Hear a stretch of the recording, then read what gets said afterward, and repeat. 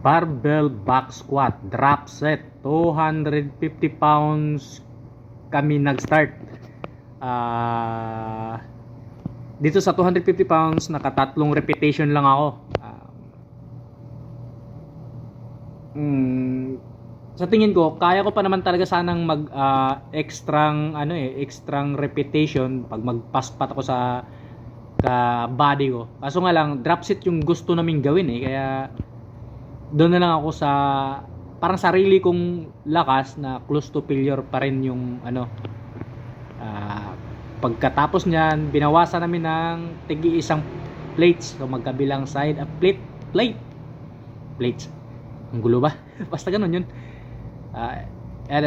Hindi muna ako nagpapaspat yan, pero nagpapaabang lang ako sa likod kasi matagal-tagal na panahon ko na hindi ginagawa yung ganyan kabigat Noong mga nakaraang buwan kasi hanggang 230 lang yung ginagawa ko, 230, 200, yun lang yung paulit-ulit.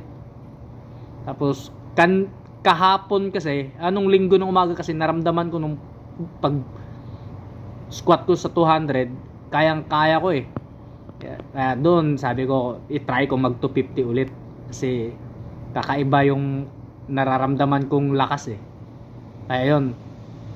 Tapos yun na, yung 250 diretso na kami drop set. Dyan yan yung unang drop. Balik na naman ako sa 200 pounds. Nakailang repetition lang din ako dyan, pero sariling ko rin talaga, walang spot. Ganun pa rin, parang ang ginagamit ko yung technique, yung time, mabagal na execution kasi medyo mabigat na siya mahirap kasi pagka bara-barahin mo ng county, pag nabitin ka, wala kasing squat track dyan kaya malaking problema pagka nabitin ka sa pag-angat, baka aksidente pa abutin mo dito pa naman sa back squat na to, napakahirap to pag nagkamali kasi kadalasang matamaan dyan yung lower back pagka nagkataon, nako, malaking problema. Ayan na yung 150 pounds na bali yan. Tapos ang execution ko dyan medyo mabilis na pero hindi ko na nilalak. Yan, medyo pump na lang kasi yung habol namin dyan Kaya yun yung isa sa mga naisip kong paraan. May kanya-kanya namang paraan talaga ng pagbubuhat. Minsan sabihin ng iba na hindi ganun kagandang technique or pero maigi na yung hindi ganun ka perfecto yung technique o execution, basta safe ka naman. Kasi doon sa mabigat kasi mahirap pag binibilisan mo ng county, hindi mo ilalak ng bahagya yung rest, parang hindi ka kumukuha ng buwelo pagkakapusin ka kasi malaking problema. Pag mayroon pa sigurong squat track dyan, pwede tayong sumugal sa parang hindi nila lock kasi pagka nabitin ka kasi pwede mo lang ibaba yung yung bar, safety ka pa rin. Pero dito kasi walang hindi ka talaga pwedeng sumugal kasi malaking talo dyan pagka nagkataon. Ganun pa rin sa 100 pounds, medyo mabilis pa rin yung execution ko kasi yun na yung purpose namin dun, ipapump na lang yung muscle kasi 100% ko na talaga sa sarili ko na kaya ko talaga siyang iangat kahit medyo pagod na, tsaka kahit mabitin ng kaunti, may iangat ko pa rin talaga siya ng ligtas.